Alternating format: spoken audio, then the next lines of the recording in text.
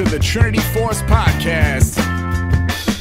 Yo, it's that Triforce cast beaming straight to your home. Grab a beer so we know Pone ain't drinking alone. Send an email, a quick tweet, just pick up the phone. Leave a message at the beep if you're a creep, watch your tone. Discuss the meta game, patch notes, whatever helps your stats most. Obi-Pone Kenobi is your last hope to snatch gold. So grab your headphones and join in the fun. We'll try and force in some jokes and some cringeworthy puns.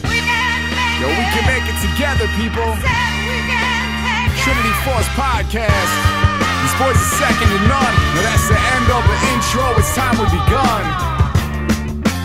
Hey guys, welcome to Trinity Force Podcast. My name is Adam Ponophobia Cogswell, and we are back for this episode number 283.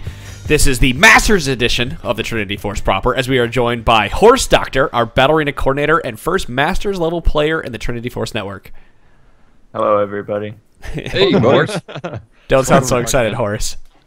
Just try to give you props. So if you guys haven't already taken part in Battle Arena, you can find that on Thursdays at 7 o'clock and Saturdays at noon for Bronze Boot Camp. That is a 5v5 way to get better at this game. So you get in there, you get matched up against people of equal skill level, you play a game, and Horse and another caster shoutcast it and talks about everything that you did right and wrong and tells you why you did it wrong. Tells you, I mean, you can tell I've been hanging out around a 5-year-old recently because she says hymns and does I do this and that type of thing. So it's gonna be a lot of fun. But yeah, so Battle Arena. Yeah.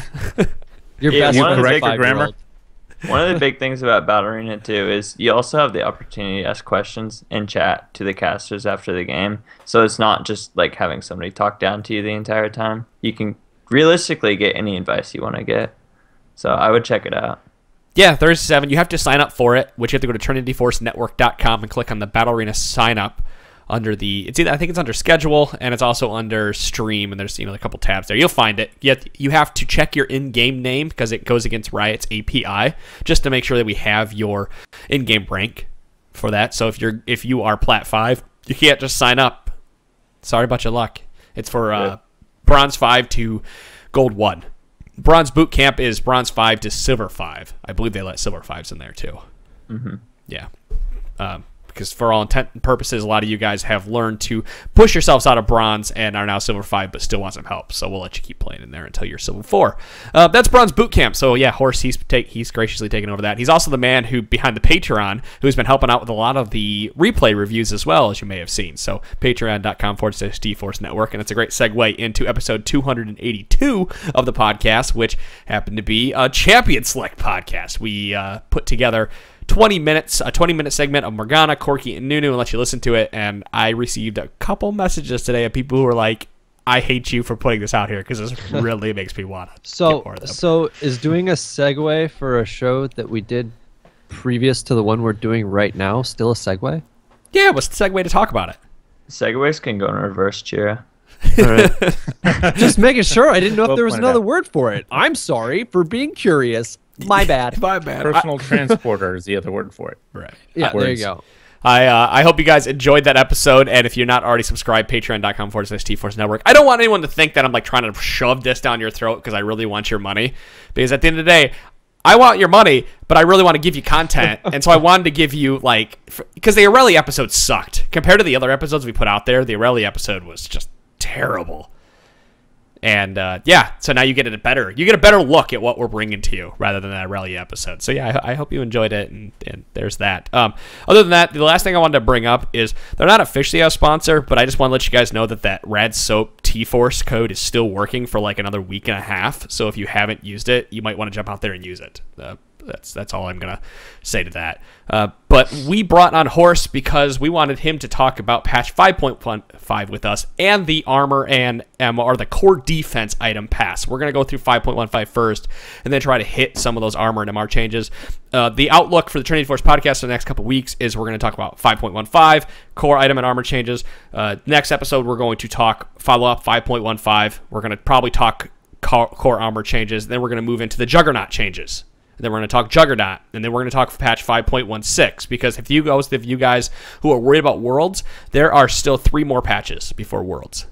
Worlds will be played on 5.18. They said they're going to make that big Juggernaut change at 5.16, and then 5.17 and 0.18 will be used to balance out 0.16. So we might be seeing some crazy world mix-up stuff. That's right. And we The might last be few- seeing some competitive adjustments Right.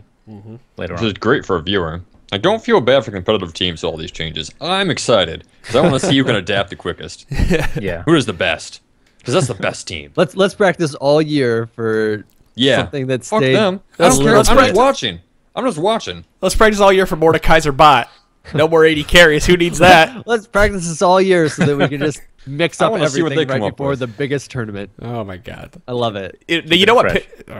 Can I rant about this for a second? It pisses me off that they're doing this because these people played all year with this meta, and then Worlds is now who can adapt the quickest. And there's something to be said about that. Like, there's an argument there, but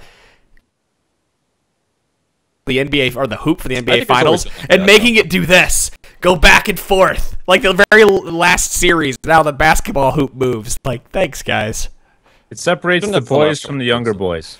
I know that's From the probably LCS. that's probably a conversation for another time. That's probably something the LCS rundown should scream and yell about, but we'll leave it to them. We're gonna jump right into patch 5.15 though.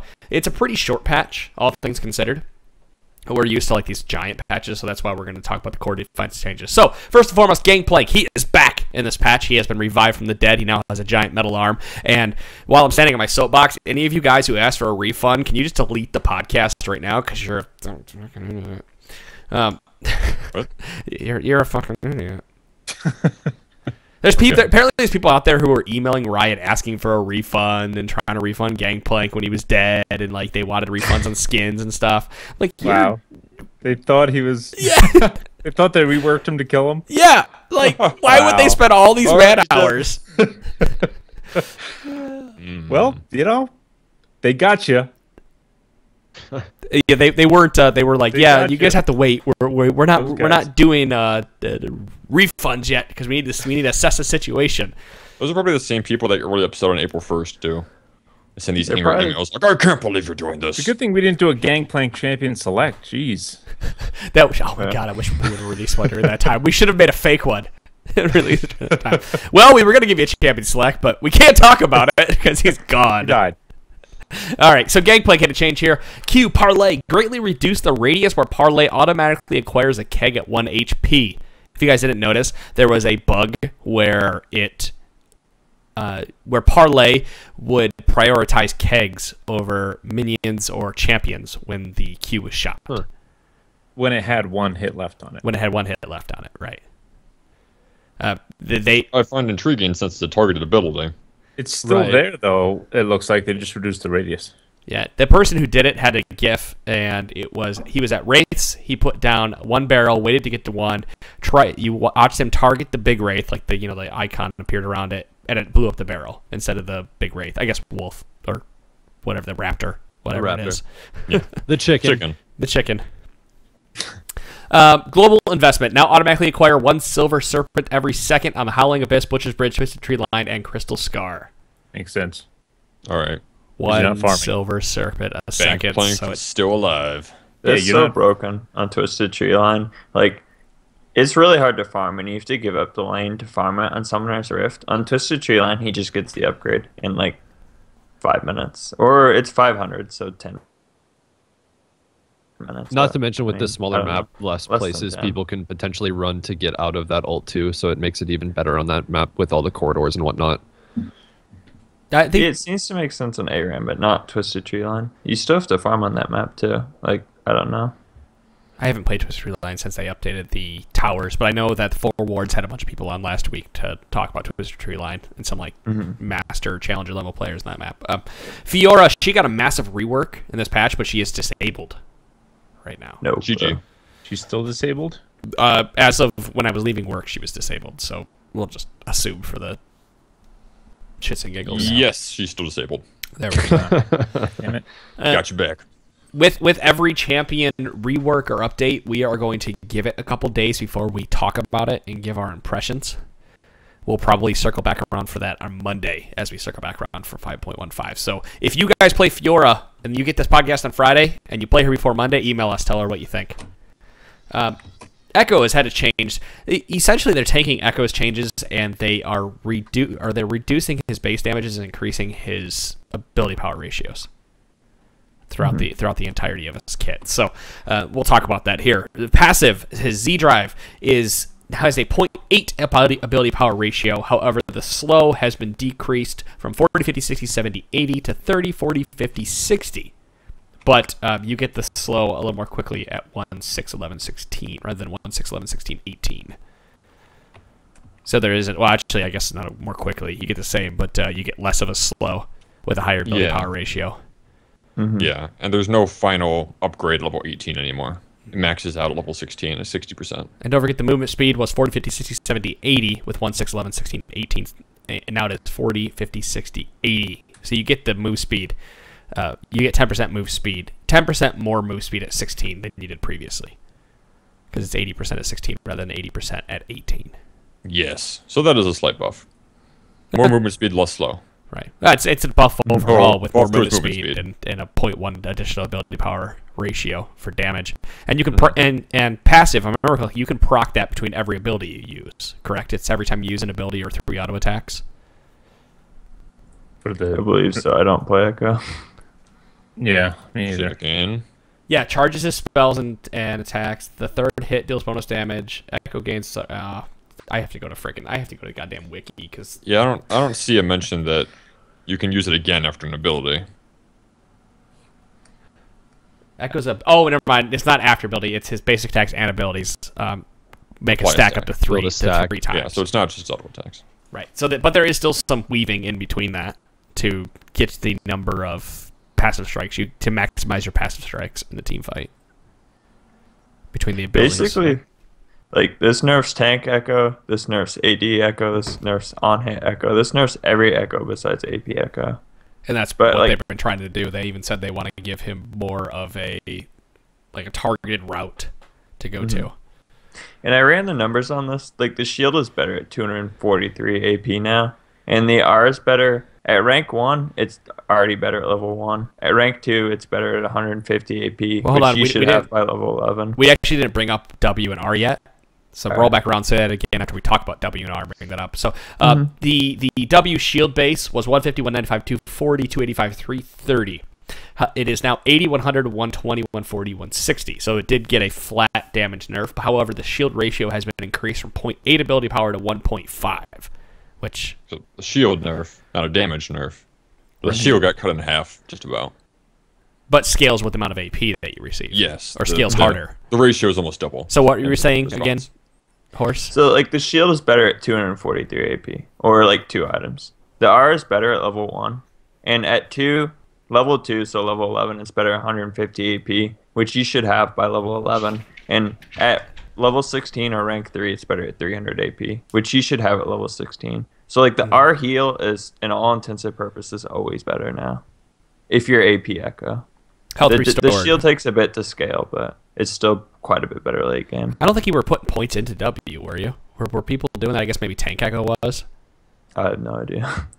I'm not actually sure because I was always leveling Q and then E for more dashes and more damage on the base damage. But it's potential that the reducing the W cooldown time when you're a Tank Echo makes more sense. Chrono Bank R, health restored, was 25-30% of damage taken over the last 4 seconds. It's now a flat 20% of the damage taken over 4 seconds. But the heal ratio is 1% per 15 ability power rather than 1% per 30 ability power. So you were saying, what were the break points for that one? Level 1, it's always better because 15 is less than 30. And as long as you have more than 0 AP. And at 0 AP, it's the same. At rank 2, 150 AP. And at rank 3, 300 AP. And by the time, Which you should have at those levels. Yeah. As long as you're building AP. So yeah, just like you said, Riot's directing Echo players to build AP now. He will be a Makes good sense. bruiser. Like, these are both, like, good changes for him late game. And he already wants to build Abyssal. And he already wants to build Hourglass. And any champion that's shield heavy, like think Diana, really, really likes resistances. So how much tankier he'll be at like 600 or 700 AP with resistances is kind of scary. I don't know. This is a huge late game buff for AP Echo. I was curious if this forced, because I assume they wanted to move people away from Cinderhulk with Echo because he had so much utility in the kit. You could get away with building him tank and have a little bit of cooldown reduction. But he is a beast out of the jungle right now with Runeglaive. Like you clear camps really quickly between all the AoE you're doing between Runeglaive and your Q. Not to mention the extra damage you're getting through auto attack stacks. So what's the AP on the Runeglaive? The AP, it's like 0.5, I think. 50 ability power. Yeah, you get a flat 50 ability power on Runeglaive. So you're automatically out of the jungle if you have Runeglaive, healing more with Chrono Break than you were previously. Mm-hmm. So this really does, and he's already doing enough damage, and he snowballs really hard. He does snowball pretty hard with gold. He snowballs very hard. So I like this change because it does force him to be. I like that it forces him to be AP rather than that weird. It's kind of like that. It's kind of like the Gragas syndrome, where you look like you should be AP, but you're actually even better as tank because you're doing flat percentage of damage. His AP's good, but his utility, if he doesn't die, is way better, and he still has baked in damage in his kit. So it's like I'll just never die, and they'll never move. And building tanky AP items like Abyssal and Zonia's just makes them tankier and hit a lot harder. So could we see? I guess in solo queue, if we're playing Echo, and right now it seems to me that most of the Devour champions are being banned in solo queue because games seem to go forever in the lower elos, and probably I don't know about you what you would say below Masters, but what do you say? Diamond 1 games are what, 30, probably 33 minutes average? 30 to 35. Yeah. Devour is not like, besides Siobhan, and this is what I said before Devour, I thought it'd be strong in the champs it was good on. Like, besides Shyvana and KO, I don't see it. I really don't. I see Kale, Shyvana, Master Yi, Nidalee, and then some random other ban. It's not bad. I still like see a mix of Devour and Warrior on E. Because Yi already does a ton of damage, and his late game is already good. If you just go Warrior, you have like a better early game too. Well, that I don't know. It's less risk, E scales with raw AD anyway, so like he's getting a bonus from that the passive AD increase as well. I actually like Warrior more on Yi than I do Devour, just personal preference. It's the same. Like in high elo, I don't see Devour Nocturne that much. I still see Warrior. Mm-hmm. It's just kind of, I don't know. In jungle, early game is really, really important because of how much you can impact the map. Right. And I don't know how they make Devour work because of that. The champions have to be broken to make it work. Yeah, that's kind of the problem with that. That every time they try to bring some kind of Devour into the game, it's always been broken in some fashion. Either really good or not worth buying. Well, yeah, and part of the problem is how long games are going. Because, like Horse said, Diamond 1 Masters, your games are average 35 minutes. I bet my game time average is probably 38 to 40 minutes at Plat 3. Yeah, I know my games are all long. Yeah. That's not because I picked your son over and over again. Well, look at other stacking mechanics like Nasus. Nasus is gated by the fact that he's immobile. And no matter how many stacks you get, late game, you're probably only going to be able to Q someone once if they can cleanse your Wither. Devour's not really gated. It's only gated by bad early game, but once early game is over, there really isn't a comeback mechanic. It's just broken. Yeah. It's just...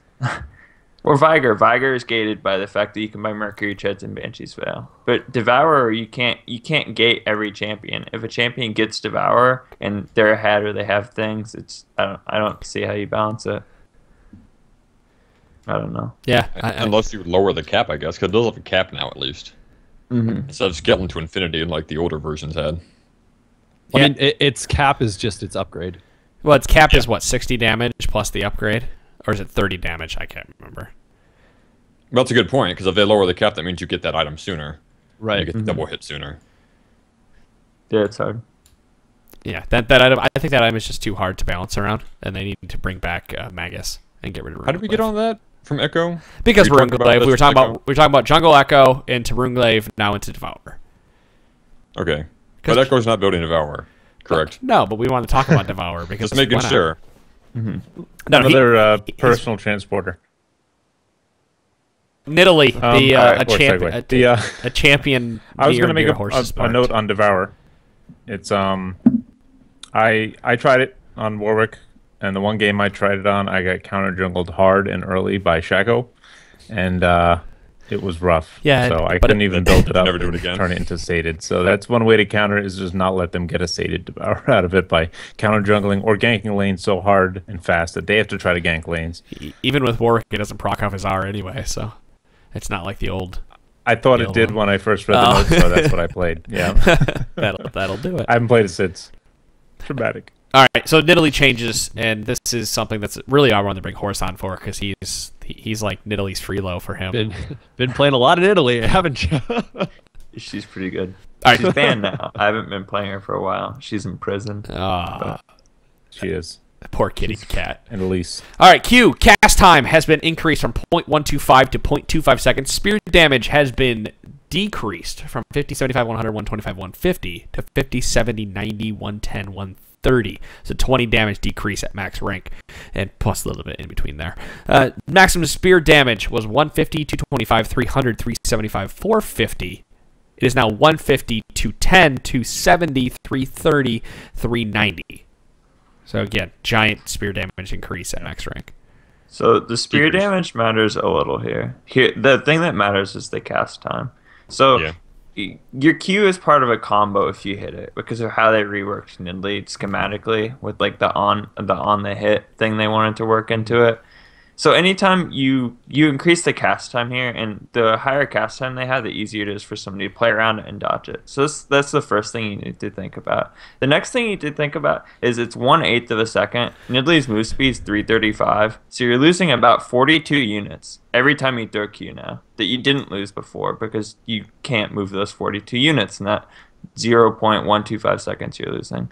That means if your Q into execute combo, which you do on AP Nidalee most of the time, if it was like 42 units further than it used to be, like you can't do it now. And if you're running away, let's say if you throw a Q and you want to run backwards, you kite 42 units less effectively now as well. Like any combo you want to do that involves Q is 42 units less and shorter. Like you can draw a giant circle around Nidalee, and that circle is now like decreased in like width, radius, whatever you want to say. How many Teemos is that? 42. A Teemo's 100 units, so like 42% of a Teemo. Wait, is a Teemo actually 100 units? Yeah, that's what they used to measure. I believe it is. But if you think about it, so it's half a Teemo? Over a game, it's 42 units. Let's say you throw 100 spears in a game, which is very conservative. You probably throw way more. So 42 times 100 is 4,200. That's a lot of Teemos. You're just the effective movement you have in the game. Well, it's 4,200. That's about 2,100 Teemos, roughly. We assume half. Mm-hmm. And she's still strong. She's still gonna be strong. I just want people to understand like what happens when something's part of a combo and you increase the time on it, or a cast time on an ability. Well, it really is a big nerf. Yeah, it's nice for the people. It does give a little more counterplay for the people that have decent reaction time in the game, though, because by landing a spear with that additional 40 units that you're receiving in movement, you might not have to blow your flash anymore before she can W to you, because she still has a range on her W. We'll talk about that with the W. Bushwhacks. Really yes. Vision radius on cast was 1,200 for 0.5 seconds, now 400 for 0.5 seconds. All right. So you used to be able to bushwhack somebody, and if they flashed, you still had vision. Now, 400 units, that's less than Ezreal E, that's less than Flash, that's less than most gap closers in the game. So if you have W on them and they use gap closer in a bush, you can no longer see them when you used to be able to see them. I mean, once again, I don't think it's a huge deal. I think Nidalee is like S tier, and now she's A tier. I'm kind of being dramatic, just trying to explain this stuff, although I'm not as actually like dramatic as I sound. But these things kind of do matter somewhat. So wait a second. Is this the vision that you gain when the debuff is actually on the target, or is it the vision you gain for that split second when you actually put the trap in the bush? It's the radius. It's the split second on when they place it in the bush. It says on cast, yeah. For those of you who don't know how Nidalee's bushwhack works, if you W into a bush, you get slight vision of that bush for half of a second. And it used to be a radius of 1,200 units. Now it's a radius of 400 units. Okay, so a good way to avoid face checking. But still a small yeah. nerf. Yeah. All right. I think she'll still be strong though. I think there's more counterplay to her though. But I mean, you could use that before to actually find a Q target if you're searching for somebody, and now that's gonna be obviously harder to do. Well, you could W into a bush and see somebody from like the other side of a wall in river running by. Yeah. That ain't flying anymore. Like you'll see what's in that bush, and that's it. Which is probably what that ability should have been in the first place. All right, well, does my audio sound fine to you guys? No popping, no crackling, or is it being funky? A little scratchy. You're a little poppy. It's a little poppy. Your internet's taking a hit. Yeah, it's got to be internet things. I've seen you guys drop in and out too, so I just wanted to make sure that it wasn't something with the microphone. It sounds like it's an internet thing. Yep. Yeah, hand lag. Okay, so Sivir has been changed. Her on the hunt initial movement speed was 60% at all ranks and is now 40, 50, 60 with rank. And hunting party allies that enter on the hunt's radius after the cast are given the same bonus movement speed and duration Sivir currently has. So That's actually really nice. Previous movement speed no matter where they join on the hunt. Who is that really nice for, Chira? What? Right. Am I lagging? This decay? seems No, it's my internet. My internet's taking up. this seems like a preemptive change to me. Like if we're gonna talk about later tonight the bruiser changes and the armor and magic resist itemization, and on another episode you guys are gonna talk about Juggernaut and the bruisers coming back. Sivir really thrives in bruiser meta. Like I don't think Sivir needs to be nerfed right now. But if we get into a meta with like 3 or 4 bruisers every game, she's gonna need to get nerfed. So this just seems like a preemptive fix. That's a good point. Doesn't need to be nerfed right now because if the LCS is any indication, or even LPL or any of those places, is that Sivir needs some kind of nerf because she is the go-to AD carry for most team comps that are out there because of how much utility that R brings, and by reducing the amount of movement speed time and movement speed you're receiving as a team buff for an organized team, you are greatly reducing the amount of movement and damage you can do during a fight. Because like you said, if you're not moving that extra 50 T-modes or whatever it may be in a team fight, that could be the difference between a kill, or that could be a difference. You know why between Sivir's good in LCS right now? Or you explain some of the reasons, but the biggest reason is posturing is a big thing. And a lot of times you'll see teams have a hard time doing what they want to do. And you can actually do this in solo queue as well. And I've done Sivir lessons. I've told people to do this. If you just take Scuttle Crab and your whole team sits on Scuttle Crab with Sivir, they cannot posture or contest you. There's almost like no counterplay to that right now. And like Because of speed boost, yeah. And like it's Scuttle and speed boost on objective is just broken. But it's a good way in solo queue too to make your team go, because you hear Xena battle cry, you see movement speed, and now your team says, "Oh, I have to go." Yeah. Right. It's very helpful in a solo queue. I actually think so. This later part, actually feel like, although this may seem like it hurts, or not hurts, but how do I want to word this? Maybe it seems like it affects the people outside not playing Sivir more than it does her, but I think this affects the Sivir player the most. That was a terrible way to explain it, but just bear with me. So Sivir really has to think about when she's actually casting her ult now, and she has to be really close to her front line. So what I would do as a Sivir player is if I see my front line going in, but I'm kind of too far back, I can hit R, catch up to them, and then give them the full speed boost. But now I have to be more wary of that. I have to actually stick close to my front line so they get the initial boost and the full movement speed buff. That's a good point. Otherwise, they get I've done that reduced. A lot. Yeah, unless they get the reduced effect if I come in there late. Yeah, but Twitch chat makes a good point. They're saying that with this meta, Mordekaiser's going to be the AD carry now, and Sivir's going to be support, so it's kind of irrelevant to do with her. So. I'm so salty true. about that. I'm not going to be here for that Juggernaut conversation because that's oh my god, I'm so salty. Listen, if I wanted to fucking play Dota, I'd go play fucking Dota. Quit fucking with my game, Riot. I actually do want to talk about that when we talk about the armor things later in the episode as well.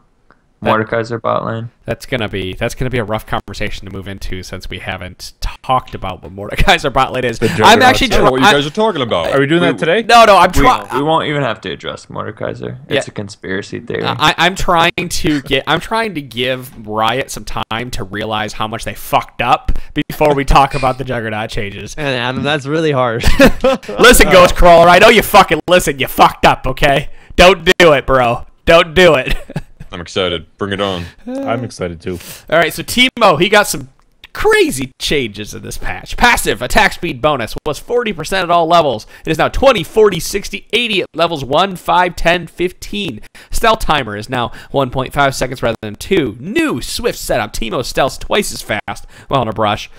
Crouching Yordle hidden Tito. Moving inside brush while camouflage no longer breaks stealth. My goodness. That He's is a awesome. monster. That's so terrifying. So here you go, Nidalee. You place that bushwhack, you won't be able to see him anyway, but maybe he'll run over it because he's moving now. You don't have to worry about hitting it right on top of him. Yeah, that's pretty awesome, Broken, if you ask me. Being able to sit up in top lane brush and stealth twice as fast. You're like a mini Rengar without the bounce. Yeah. Well, it's not But the just movement twice speed as for the fast. attack speed. Well, The timer it's is point. 1.5 now. Yeah, so, sorry, like, it's quarter as it's a lot fast. faster. That's so fast. Well, and at max rank, at level 15, his attack speed bonus, 80% coming out of there. Yeah, I actually agree with you with Horse talking about this. This is like bruiser Teemo or on hit Teemo rather than AP Teemo attack than speed. flat AP Teemo because of the But attack they still speed. have to. They still have to walk into your attack range in order to get that bonus. That's what makes Teemo Which so. means you're either sitting in a bush somewhere and you're just waiting, or I'm also super excited about the being able to move while stealth in a bush thing, because how many times have you? Yeah. Because I've seen a couple. I mean, clearly in the course of me playing this game, I've seen a couple times where Teemo runs into a bush to potentially back. Somebody shows up, he's stealth. They start AoEing it or like smacking in one spot because they know kind of where he's at. But now if he's getting hit, he's just like, yeah, I'm just going to move to the other side of this long bush and not give a shit about what you're doing. So have fun not killing me there because... Well, they are changing Teemo with his Noxious Traps, so potentially he has a little bit more of teamfight utility, because currently you had to play around Teemo's mushrooms. Well, duration is now 5 minutes from 10 minutes, but it now slow now decays over 4 seconds, and it has a cast range of 300, 600, 900, arm time of 1.5 seconds total, and a new called Thanks Ziggs. Casting traps on existing Noxus traps causes them to bounce 3, 4, 5 Teemos further in the direction they were roughly tossed. And another one, mushrooms now die to 3 basic attacks from ranged champions, 2 attacks from melee. So they don't have a health bar. It's just you have to attack them. So if it's Teemo's 100 units, then he could cast a mushroom from 900 units away on top of another mushroom, and it will bounce 500 more units. So have 1,400 units where he could cast a mushroom. It is like Ziggs. He's like the new Ziggs. Zig shrooms. on a really long cooldown. Yes. I think it's Or, I mean, what's you a can 30-second store arm them. time. It's a 30-second arm time, if I remember correctly, or 45-second arm time for a mushroom, and you can sort Look it through up. it. Now, when the mushrooms are bouncing off of another mushroom, will they hit people in the path, or are they just only activate like once they've finally hit the ground? Oh, I assume it's when they hit the ground. It says that they still have a charge time. I wouldn't imagine they would charge while they're bouncing. Why wouldn't they arm while they're jumping? They're a mine, right? Well, as soon as they leave your hands, they should be ridiculous. arming. It should be, yeah. I agree. The spoon fell off the grenade.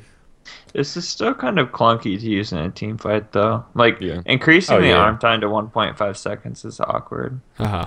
Yeah. You could just shroom a little safer now.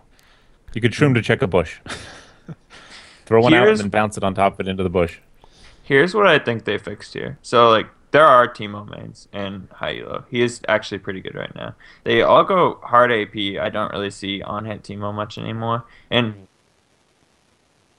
why he's so strong is the shroom duration is 10 minutes, and Teemo can just split until he hits level 16. And if he just, like, shroomed up Baron really hard, because he's a top laner in the meta right now, usually, for, like, 10 minutes worth of shrooms, and, like, level 16 shroom is really hard to deal with. So I think they're trying to, like, stop that to a degree.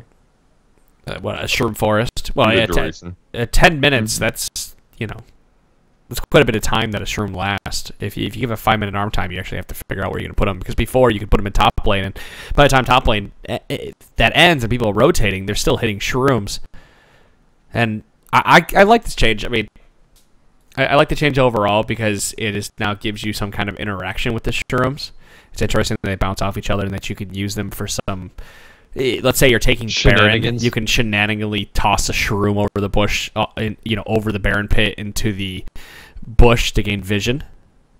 Or you can use it. You could potentially use it to check places. It might take a little bit longer if you don't have a ward, but you could do some shenanigan things with shrooms. Just wait until you start seeing like the Teemos figure out the exact right spot to put a shroom near their enemy raptor camp and like drive by shroom shot a shroom into the already placed shroom that perfectly lands in the bush next to raptor camp, and they just look like. They just put on smug sunglasses and keep on running because they just chucking mushrooms I'm going to everywhere. put this out here right now. First person to send me a GIF of a legitimate game, a GIF cat of a legitimate game where you shroom bounce stole Baron or Dragon wins $10 RP. Legitimate game. I have to have the challenge. I have to have the GIF and I have to have the match history. I have to have both. Looks like I'm about to have $10. Nothing We're not but included. As Cheer knows, I do play some Teemo. I will agree. Drunk Shira knows very well that you play some Teemo. Here's one change I do want to bring up. So, as somebody who plays quite a bit of Teemo, a lot of times when you're kiting, people are chasing you, the cast range on this is still 300 early game. It's not really far, but when you're kiting, you have to place shrooms down, and it takes a second for the shroom to actually get placed on the ground and someone to like run over it. Now it's going to be a little bit harder, especially until level 11, because of the 1.5 second arm time. Right. You have to stand still for 1.5 seconds to place the shroom while somebody's chasing you. I don't know. In those chase situations, this kind of seems like a small nerf. Wait, you actually have to have it placed. Do you have to stand still for 1.5? Because the way I'm reading it is like you throw the shroom and it doesn't activate. Like you can't. The shroom doesn't. No, it's just it's the arm time. It's kind of like Caitlyn Trap. How there's a 1 second delay when Caitlyn Trap. Yeah, that's what Yeah. hits the ground. It still effectively does the same thing though. Right. Because you could place it down on top of you, and if they just run past it and it hasn't armed yet. What's the cast time on that? You think that cast time's about a second for him to make that full animation of dropping the shroom and be able to continue walking again? Well, and it's gonna depend on what like it is between the arm and the cast time, because if this could end up being a situation where it actually takes like 2.5 seconds to actually fully activate from the time that it lands if the arm time doesn't start until the mushroom hits the ground. Right. If the mushroom hits the ground beforehand, then you're looking at a 0.5 second. If the cast animation takes a second. Yeah, there still is a cast animation. Like you can't just drop them. You don't just drop and run. You stop for half a moment or whatever it may be to drop that mushroom before you continue running. But the only change is to the arm time, so you're going to lose half a second regardless. So it is going to be harder to cast them on the move now. Maybe they changed that. No, you could always cast a move, but there's a cast animation time. Right. Yeah, well, cast on move to me means you don't have to stop to cast it. You can keep moving. Unless there's something in these patch notes that I'm missing. No. Yeah, I don't see anything in here. But at level 11 it'll be fine because 600 range is so much that it'll make up for the 1.5. Just like early levels, it's not Put it in the your same. tree path. Yeah. It kind of would make sense though, the fact that you can toss it 300, 600, 900, that there wouldn't be this weird throw time. It would just kind of fly out from him. So maybe that's something to play with. Does this 0.5 second actually increase the amount of time? Or I mean, obviously it does. When you drop it down, you have 0.5 more seconds before it arms and activates. But we'll find it out. So, like, for example, you might now see, instead of Teemos throwing that shroom down right on top of them, they're throwing it slightly behind them like some Singe players do when they chuck somebody behind to get the stun off between their glue and fling combination. You might see, like, a Teemo throw a shroom down behind him and attempt to get somebody to not chase him through it. Right. Go ahead, chase me through it, but, you're going to be punished. I want to see Teemo 80 carry roll bottom with a Tom Kench setting up Teemo mushroom traps and Tom Kench eating people and spitting them out in there. The two best Teemo combos: Teemo Rengar when you hit a Teemo shroom and you get one shot by Rengar, and Teemo AP Twisted Fate. Because as long as the Twisted Fate has some AP, especially if he has Ignite, as soon as you hit a Teemo shroom, you're revealed. TF just ults on you. You're dead. One shot. Hey, buddy. That's great. Those are my two favorite. I'm looking forward to this because it makes me more powerful in Arums for the ones that I play when I'm drunk or just waking up on a Saturday morning. Teemo. I don't really play Teemo, but I'm strangely excited because that last skin they released for Teemo, freaking awesome. It made me want to play Teemo. But now I look at this, I'm like, all right, that might give me the extra nudge to go, all right, let me pick up Teemo and mess around. All right, let's talk about Zeke's Harbinger. I think a few of us, I don't know about the rest of you, because I don't know if some of you talked about it. We weren't too excited about this item. Like, originally we were, and then we played with it, and in real life it didn't work out as well as it was supposed to. But Riot says they're really happy with how this item's played out, and they're going to change it. They're changing it in this patch so that it stacks, or it lasts longer at the cost of some stacks. So now, its charges per ability use went from 12 to 8. Charges per basic attacks went from 6 to 4. Charges per ally ability use from 6 to 4. Charges per ally basic attack went from 3 to 2. So essentially, it just takes longer to stack. However, the buff duration went from 6 to 8 seconds. Which, to me, this makes it so I want to pick up this item less. Because it's harder to stack. Really? Well, I feel like before it was just harder to use because you had that smaller window, which means if you don't time it exactly right, then you don't get a lot of use out of it. Sure, but and sure, this takes a little bit longer to stack. My problem is we are already talked about the number of champions that could make use of this, and you need a support that can spam spells. So technically, mid-fight Soraka could use this really well, but somebody like Janna could never use it. Sona could. And that would help them stack it really fast. And then you need somebody with a bit of attack speed and something to attack to stack this. And overall, it just takes longer to stack. So is it worth it at any point to have it? Because I guess somebody who's decent in lane or any fight can just kind of will play around it. Yeah, you make a good point. If it takes so long now that the fight or the skirmish is over, by the time it actually triggers, due to all the auto attacks it takes to actually trigger it, then this won't be very useful. But I don't have a lot of experience with this item. I mean, I think I've only seen this item once, and I say I think because the one time I did see it, I barely noticed it halfway through the game. Like, oh, this item's been used on me the entire time, I just now noticed. So I think it didn't have a big impact from what I saw. Mm-hmm. I think this does two things. One, if you get it in a fight, it lasts longer. And as long as it's a fight where you weren't going to get it twice before, it's a buff. But if it's a fight where you would have gotten it twice before, it's now a nerf. So also, like, if you go into a scrimmage with 50 stacks, you're less likely to get it up than you were before. So it just like messes with the timing windows. I really don't know what it'll do for sure. But this item and every support item they put into the game, there's support items you have to buy. Like certain times you have to buy Mikhail's, you have to buy Locker, you have to buy some things. This isn't a have to buy item. And supports don't have a lot of gold, so you don't get to see items beyond that have to buy items a lot of times if the supports are itemizing correctly. But still. Right.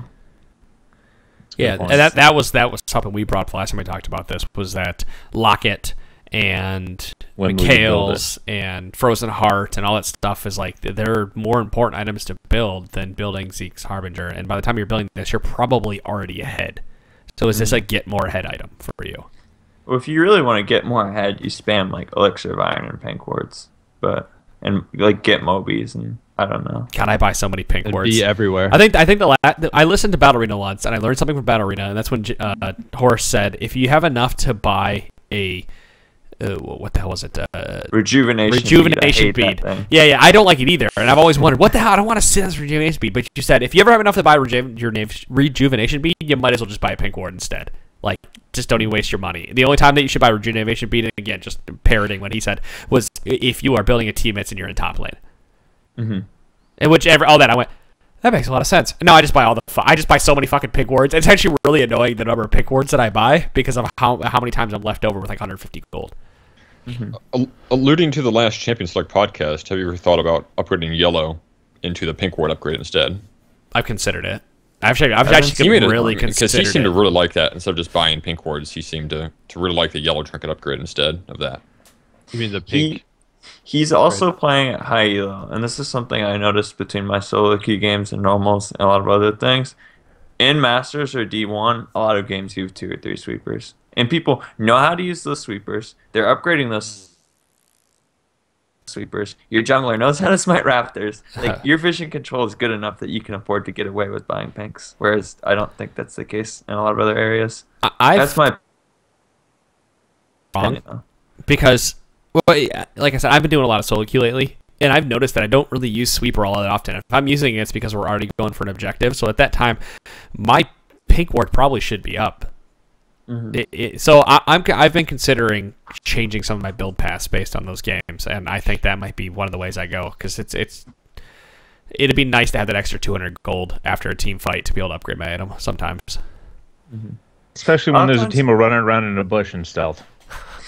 A lot of times you don't use sweeper to clear, though. They're just stupid things you want to have sweeper for. Like,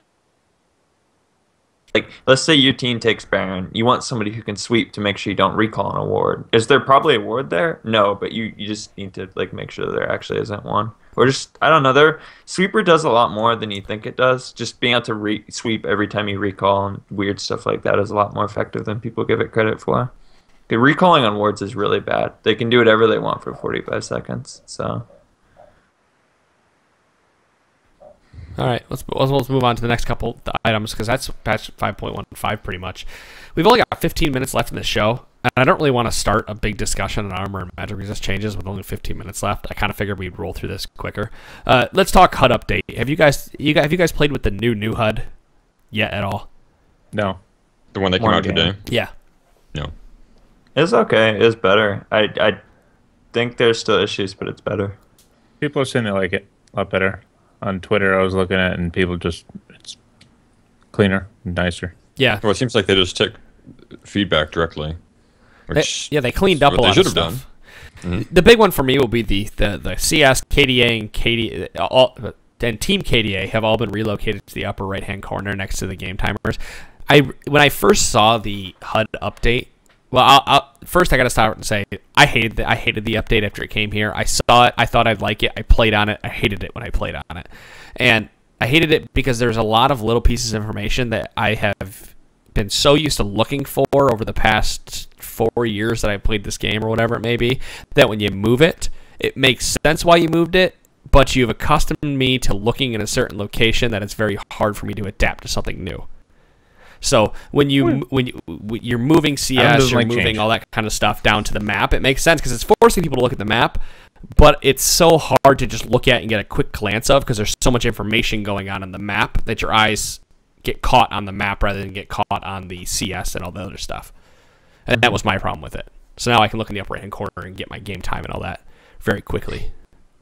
I don't know how many people here are into optics, but basically, like, your eye can only look at one spot on the screen at a time. And you can kind of look at everything, but your peripherals don't take in information as well as other things. And when your eyes have to move from one place to another, they're not taking information as quickly, and you're not seeing as well because you're using your suspensory ligaments and some other biology stuff you guys probably don't care about. But you basically don't want to use your eyes. And if any of you have played World of Warcraft or watched like a competitive World of Warcraft raider or watch a professional like World of Warcraft arena player, where they have customizable UI, everything's in the middle of the screen. Yep. Why? Because you don't want to move your eyes. And that's still my issue with this UI, and it's the issue I can't customize the UI, is I want everything closer to the middle of my screen. Whenever I was playing and pushing hard when I was playing Gladiator back when I was playing World of Warcraft, I literally had everything. I had both of my health bars, my health bar, the enemy health bar. I had a HUD in the middle of the screen. Basically I had my framing icons. your character. Yeah, literally around my character. Everything was around my character, so the only eye movements I had to make were little ones, and I love that. And I really wish we could do custom stuff in League, because I would move. I remember playing League for the very first time, and they have that targeted icon, or that target like World of Warcraft does, the what is it, nameplates, but it's up in the upper left-hand corner, and it doesn't make any sense of why it's up there, because in the middle of a team fight, I don't have time to look up and look at their movement speed or look at their stuff. And I've always wanted to be able to move that down in the middle of my screen. You know, it's also really funny, Adam. You know how I used to have that old square monitor? Yeah. As soon as I upgraded to the current monitor that I had, my first thought for like a month afterward was, man, I am getting really tired of having to look all over the place. Because like with that smaller monitor, everything was right there. I could just keep my head in one spot, right, and it was no problem. So I agree with you on WoW, and I think that works for WoW. Actually, it was really easy for Shaman, because all I needed was one button, and that was Frost Shock, and I just put it right on top of my character, because why the fuck not? But in League of Legends, I think it's a lot more difficult to do that, because you actually have to click on the map. Sure. Maybe if you could click through the UI, if you can make the UI partially see-through, that could work. But I mean, if parts of the UI sit in the middle of the screen and you actually click on that and then it stops your clicks, you can't move anymore. That's gonna be a big problem. Right. Well, I didn't specifically say map. There are other things like my teammates. Why do I have to look? Well, yeah, to well, the I mean, right all of that's still the UI. Well, he's more I don't talking know. to what I was talking about, like with the nameplates and stuff. No, I agree with you. Yeah. If you have to be able to click on every piece and portion of the screen, so you'd have to be able to click through those, and then there becomes an issue of how can you hover over to get more information about that person's stats if you wanted to hover over it. I get there's some more information, but it'd really nice for there to be some way where I get all that information centralized. And I really like the fact that my teammates and the enemy team are on the map and how they're located. And I think one of the biggest thing I liked about this new HUD update is the fact that I get death timers right there on my screen. I don't have to press tab to get them. Like I can watch the enemy death timers. Yeah. But I wish those were in the middle of my screen again, above my my nameplate or whatever it may be, so that I don't have to look off to the right and look at it. That's my biggest issue, looking at my teammates. It feels like it's in a really awkward spot. And if Riot wants to like push the team stuff and they're pushing the new team builder, we're talking about that. And they're really trying to kind of embrace that this is a competitive team game. This isn't StarCraft or chess or something like that. I should be able to see my teammates more easily. And the icons are so small. Like, why is the picture for my queue smaller than my teammate? I know they have an awesome art team at Riot. And I mean, they put out some great stuff, but I should be able to see my teammates, not my abilities. Or You it don't need to should see be your bigger. abilities. Maybe you need to see the cooldown, but you don't actually need to see the icon. Exactly, and the icons are huge. I mean, they're bigger than my teammates. I know we're complaining a lot about it, but I think these HUD updates are a step in the right direction for a new HUD. Yeah, they're better. Way better. Yeah, they cast it out there. Now they're reeling it in little by little till it gets to the point where everybody's happy. I just want my items back on my left side of my screen. I want my items, I want my damn UI back. It's like they're sculpting something, and they had that big block of marble, and they cut a bunch of stuff up into a rough shape, and now they're starting to like bring things in a little bit, slowly chip away to put in the detail. And right now, it just looks like a semi-amorphous blob of a sculpture, but hopefully, it gets into a spot where it's this beautiful artistic piece after the fact. I mean, there's I no want my doubt it was wheel like back an in the lower iterative- left. Oh, is that Claude? I want my wheel back in the lower left with the little icons around the edge. Yeah, sure. You can have profiles. You can go back all the way to beta. Yep. Oh yes, the beta UI, my favorite. Yeah, right. That giant UI. Hey, while we're on that, let's just go back to the old Summoner's Rift map. Screw it, guys. Why stop here? I go and watch old LCS matches. I'm like, well, this game looks like shit. How the hell did I play it? I'm probably gonna eventually say that about the UI too. I'm sure one day I'll think the same thing. I'll never say it out loud though. Champion Master emotes. Just so you guys know that the rank 4 and 5 Champion Master emotes are now visible to the enemy team. There you go. So now I can style on people when you kill them. And now You place the ward tombstone, and then you trigger your mastery emote.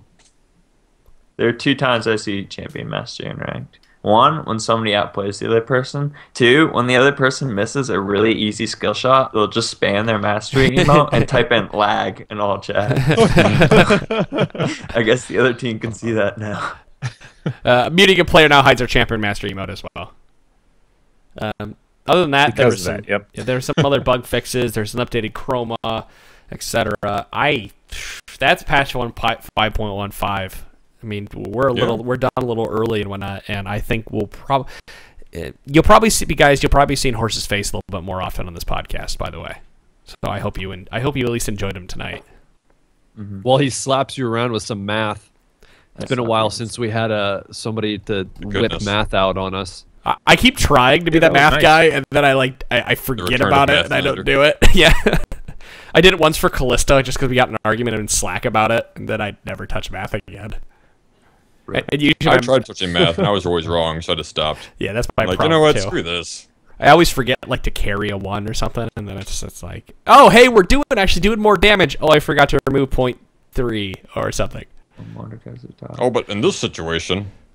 Someone in chat does have a question about Mord. I'll give you my opinion on Mord in 10 seconds. So, Randuin's reduces crit damage now, and you have the crit mastery in the defensive tree. They stack multiplicatively, so it's 19%, but it's still a lot of crit damage.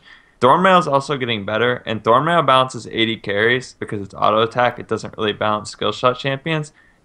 2 nerfs to 80 carries and trying to put an AP champ in the bot lane. I think Riot is trying to remove the 80 carry rule. Yeah. R.I.P. Ash, man. Well, you know what? I think there's a bigger issue with the Juggernaut changes, and that's they're not looking at AD itemization at all. They fixed AP itemization, and if Mord is going to have any success in the bottom lane, I mean, needlessly large rod is cheaper than BF sword.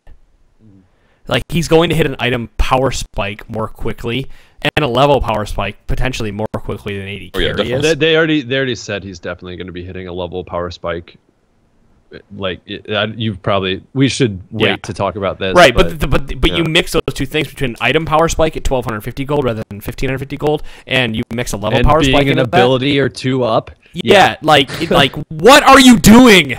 I want to scream and wring some necks right now. It's just ridiculous. It's okay so long as you pick Mord first. I just don't know why they want to. He is numero uno. Because I'm gonna say it. Some people get mad at me because Riot wants to be fucking Valve. Okay, you got a goddamn game that's doing great. You're sick of this. They said they're sick of the stale meta. Not sick of. I'm putting words in their mouth.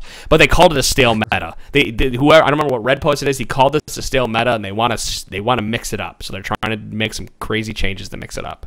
You guys I like know that what they're champion mixing it up. I like that they're mixing it up.